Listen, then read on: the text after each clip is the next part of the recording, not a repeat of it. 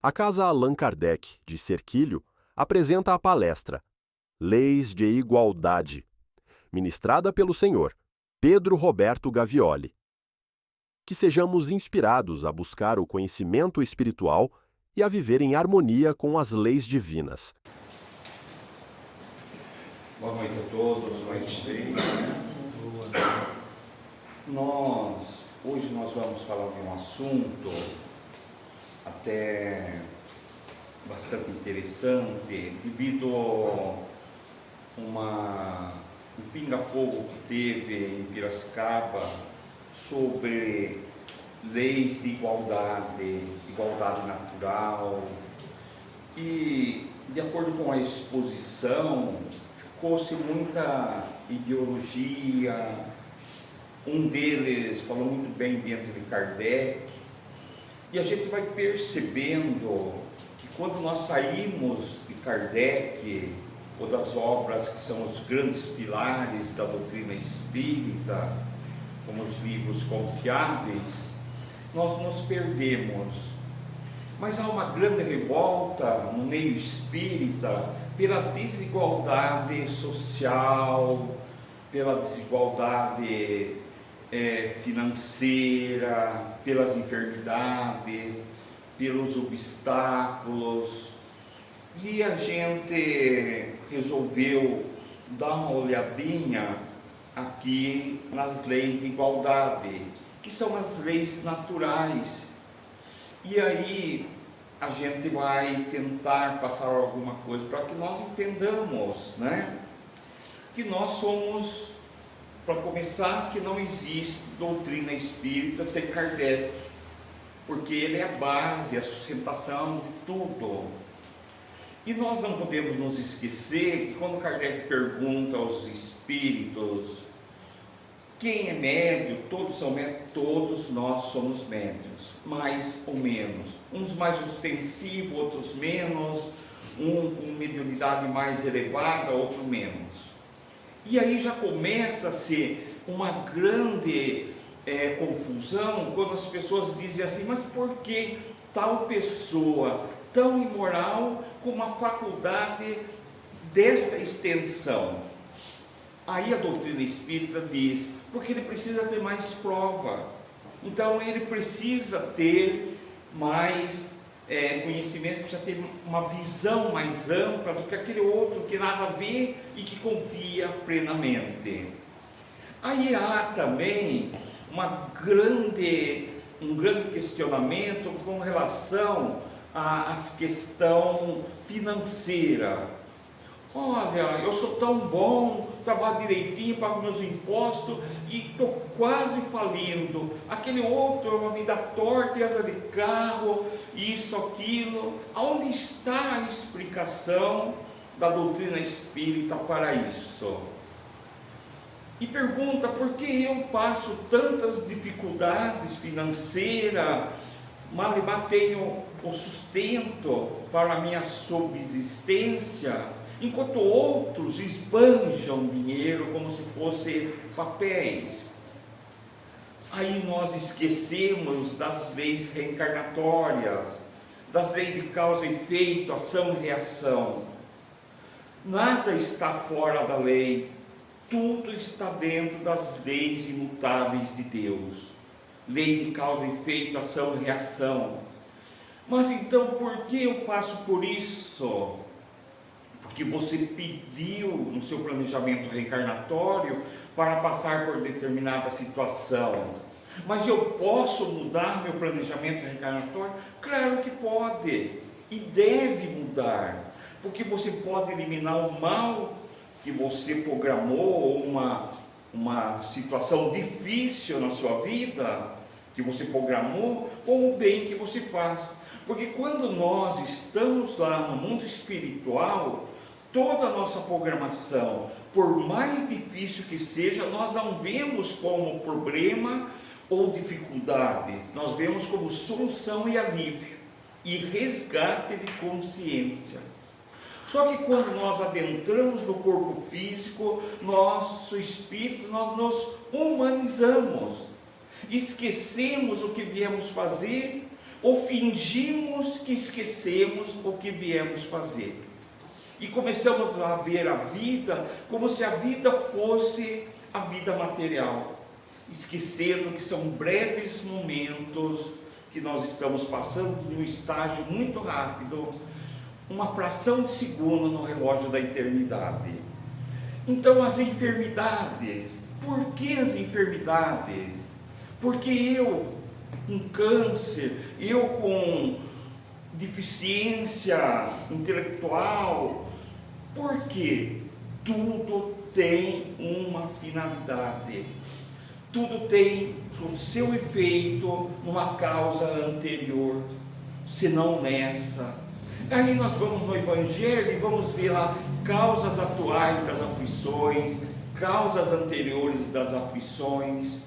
Então nós precisamos entender que muitas vezes também aquela pessoa pobre que reclama, que se queixa, que agride, que reclama, porque o outro tem muito, e ele esquece que ele pediu aquilo, porque aquilo evita que ele caia novamente em erros, que ele precisa aprender com a experiência da pobreza, enquanto aquele outro que é rico, empreendedor, também pediu e precisa daquela experiência como aprendizado, para que ele tenha, tire disso, vença as tentações que o dinheiro lhe oferece, todo tipo de tentações, talvez mais difícil do que da pobreza. E aquele que fala, que vem e vai, não dá certo, talvez em outras vidas ele tenha esbanjado valores. Aquele que é doente, talvez não valorizou a saúde. Então tudo vem ao inverso para a experiência, mas nunca para a punição, e sim reequilíbrio, aprendizado, para que você se estabilize-se. Então nós só sabemos o valor da saúde quando nós temos uma doença. Nós só valorizamos aquilo que nós ganhamos dentro do nosso trabalho, dinheiro, que ele seja assalariado ou seja um empreendedor, quando ele passa por dificuldades. Então você aprende o valor do sol quando você vive à noite, você vê à noite. Você aprende o valor da energia quando por alguma razão, por um sistema climático, cai a força. Então nós precisamos do inverso, sempre. Então nós começamos a valorizar aquilo a partir do momento que nós vivenciamos. Então, por que Deus nos deu as mesmas aptidões para todos os homens? Porque nós somos criaturas em formação e precisamos de todas as experiências. Se você não aprender nessa, virá uma outra para aprender, até que você aprenda. Então, por que jogar fora uma oportunidade, por mais difícil que seja? Nós vamos no livro Memória de um Suicida e vemos lá, que é muito claro, aquele senhor que já não sente mais o antebraço, porque ele matou a sua amante, a qual ele amava muito e ela não o queria mais, com as próprias mãos sufocando-a. Ele próprio perdeu o direito das mãos, kármico isso, viria assim, e iria nascer sem as mãos.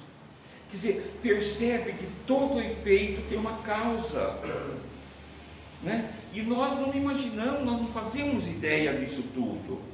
Deus criou todos nós espíritos simples, iguais, mas deu para cada um de nós a oportunidade da vivência, para nós conseguirmos maior ou menor experiência em cada encarnação que nós tivermos. Aí depende de cada um de nós, do que nós fizermos, com o tempo que nos é proporcionado. E cada um de nós usa como que desejar. Mas ele precisa saber que existem consequências, Então a variedade de aptidões que nós vemos em todos nós é necessária, a fim de que cada um possa concorrer aos objetivos da providência, aos limites de desenvolvimento das suas forças. física e intelectuais.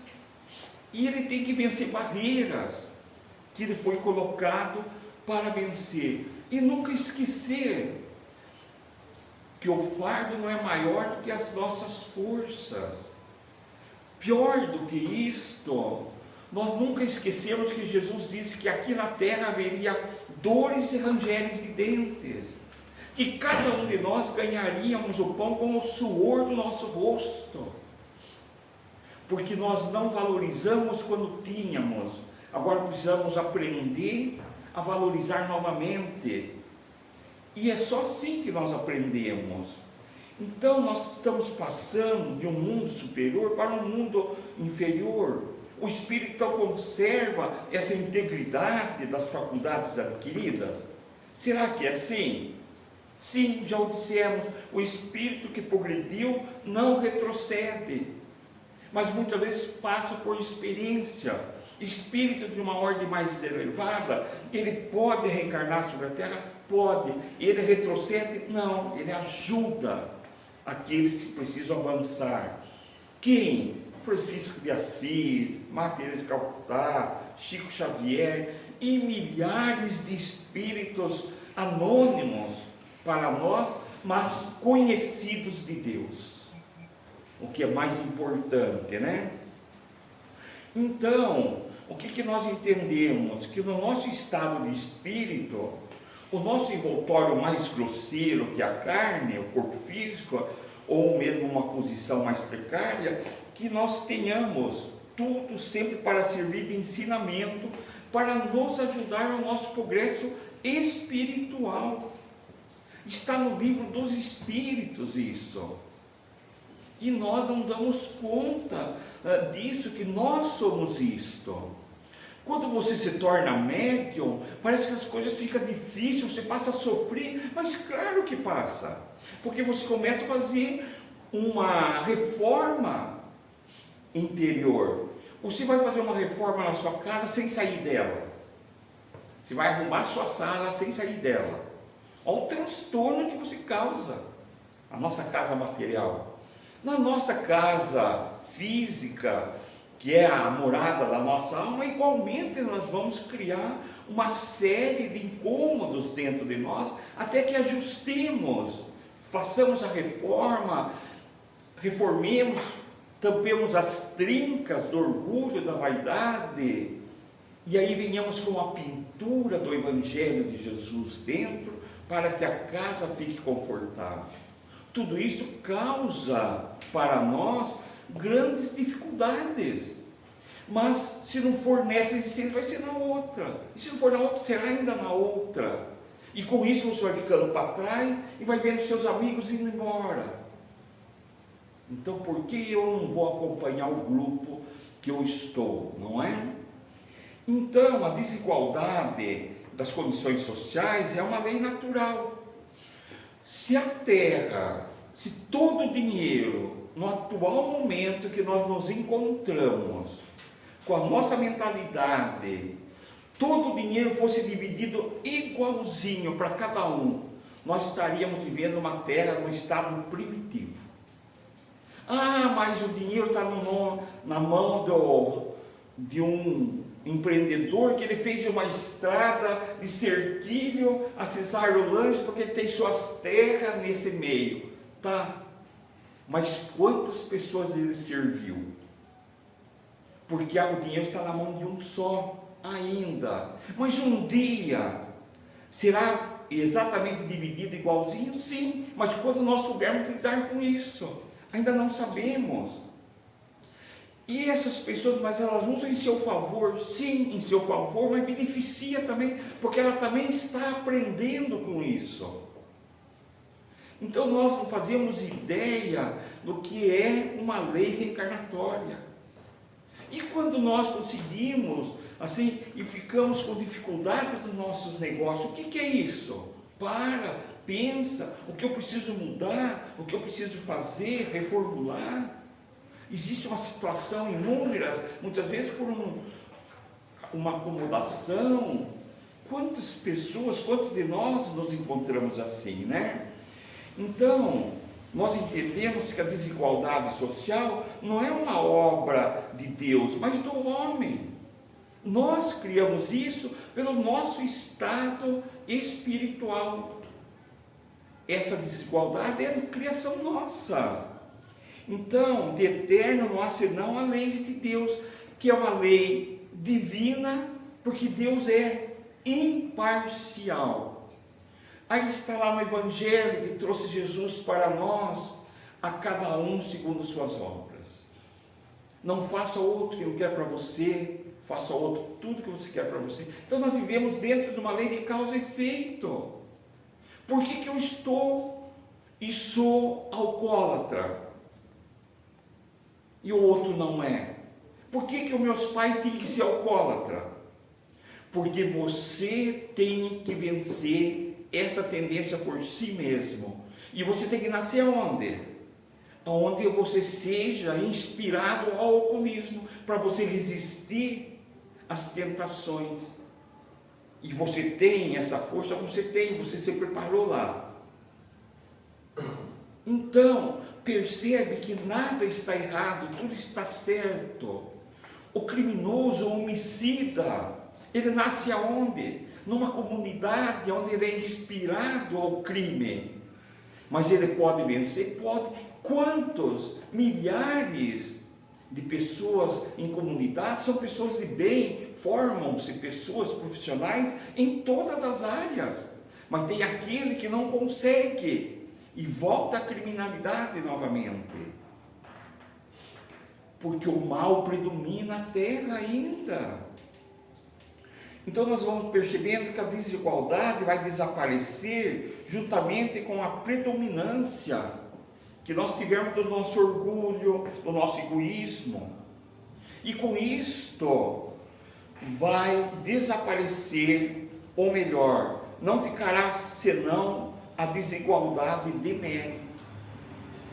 Só a desigualdade de mérito. É o mérito de você ter, de você dedica mais, trabalha mais, faz mais. Percebe que não é uma questão, você não recebe nada de graça. Nem os benfeitores espirituais ficam rodeando você num momento de grande dificuldade da sua existência. Sabe quem intercede por nós realmente, quando você está numa situação muito difícil? São aqueles que nós socorremos, tanto encarnado quanto desencarnado. São esses que intercedem por nós em oração, nos nossos momentos de dificuldades, porque eles estão ligados a nós. Naturalmente que temos nossos mentores por trás disso tudo, mas a grande força de proteção, de oração, que chega a Deus, que advoga por nós, são aqueles mesmos que nós tivemos a oportunidade santa de servi-los. Então nós começamos a pensar que não há mérito em nós. Tudo que você fizer, você faz para você e ao outro. Então, nós somos o que? Espíritos. Viremos a ser um dia uma grande família dos filhos de Deus. E não mais nos avaliaremos pelo sangue. Jamais, mas pelo sentido. Pela igualdade, pelo desprendimento, pelo amor. Acorda?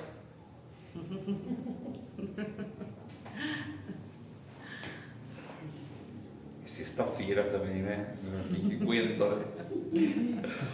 E a gente que trabalha o dia inteiro, né? Que dorme no meio-dia às 3, está meio acordado. Né? Então, o que pensar daqueles que abusam da superioridade de sua posição, né? Que ele se seja social para oprimir o fraco em seu proveito? Esses também pagarão caro, porque eles não vieram para oprimir. Mas no momento derradeiro não conseguiram, porque o poder, o dinheiro, o poder seca a pessoa, seca o ser, numa questão de hipnose tão grande que ele esquece daquilo que ele veio realizar. Ninguém, sem exceção, reencarna para sofrer. Mas há aquelas reencarnações daqueles espíritos extremamente inferiores, que os espíritos das organizações inferiores pensam que é eles que fazem a reencarnação. Eles até pensam que é eles, mas não é. Com o aval da espiritualidade superior. Esses também estão evoluindo, porque de todo mal se tira um bem. Então a gente começa a perceber que de todo mal se tira um bem, porque senão Jesus não falaria que o escândalo tem que existir para que a justiça divina se faça, mas ai para quem venha. Mas não está marcado para você passar ou eu aquele. Você é livre. Então nós temos um caminho e nós podemos mudar ele.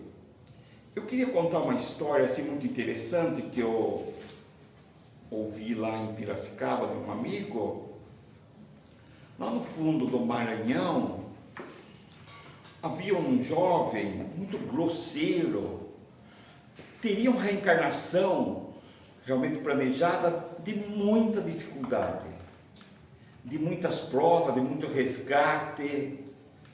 Aos 17 anos ele casou-se, porque lá, uma terra sertão, aquela dificuldade toda, e por alguma razão, não se sabe porquê, não estava marcado para ele, mas a espiritualidade sabia que era muito difícil.